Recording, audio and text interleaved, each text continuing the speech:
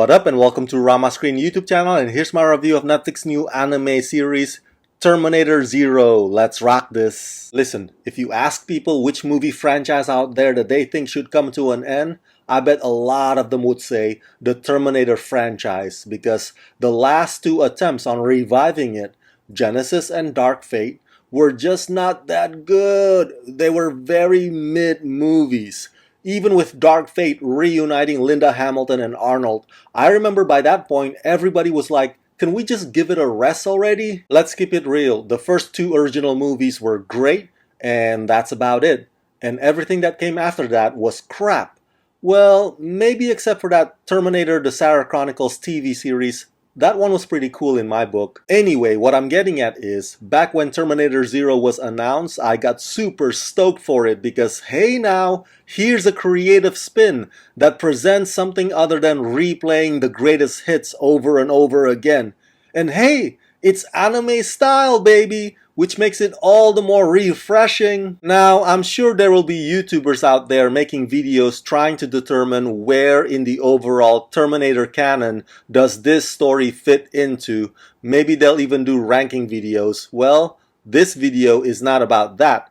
But as one of the episodes on this show points out, whenever you time travel to the past, theoretically, you essentially create a new timeline and set a different kind of future. And so the possibilities of where this particular story fits in the overall canon are limitless. And now that I've already watched all 8 episodes of Terminator Zero thanks to Netflix, what is my verdict?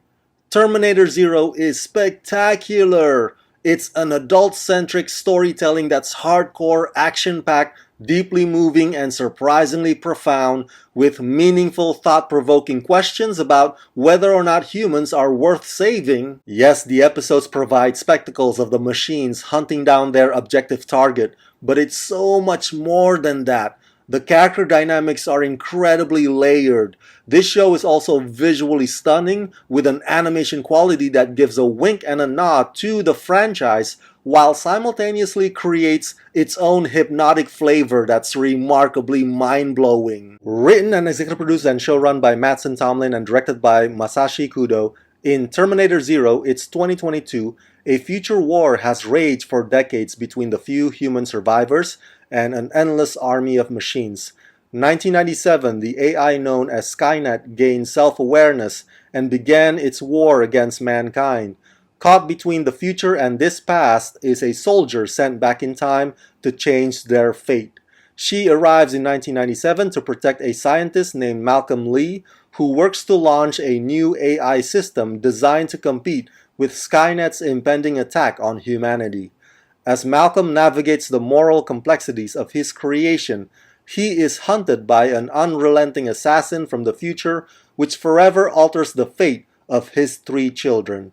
Voice starring Timothy Olyphant as the Terminator, Andre Holland as Malcolm Lee, Rosario Dawson as Eiko, Ann Dowd as the Prophet, and Sonoya Mizuno as Kokoro. Now, the review embargo lifts on the same exact night as this show's premiere, so there's no need to tiptoe around the details anymore.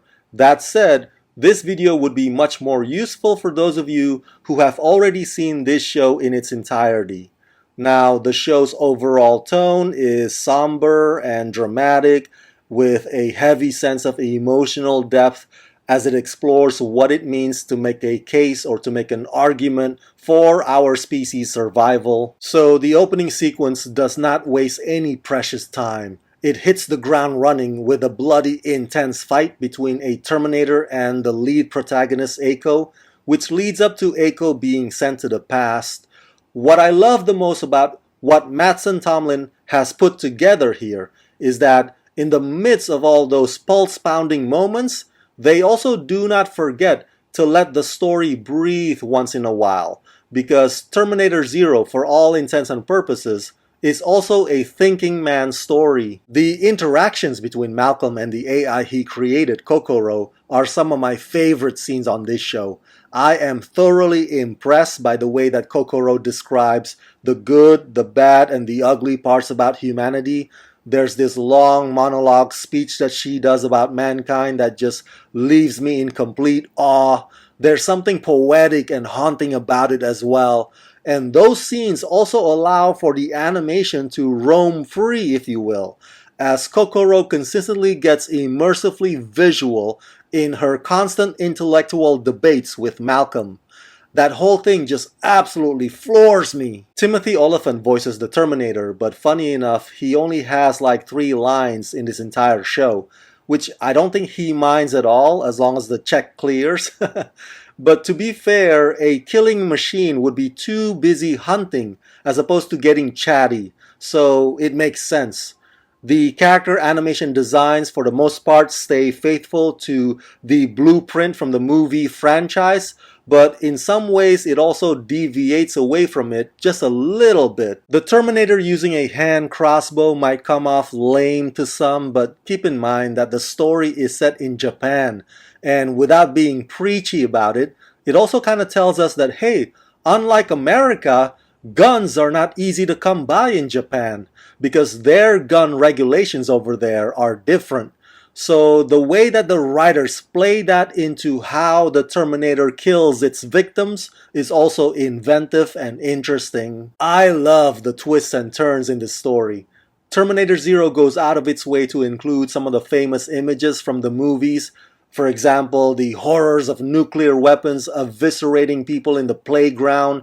But the twists and turns are very character driven, and it's the kind of surprises that make the story even feel more impactful than it already is.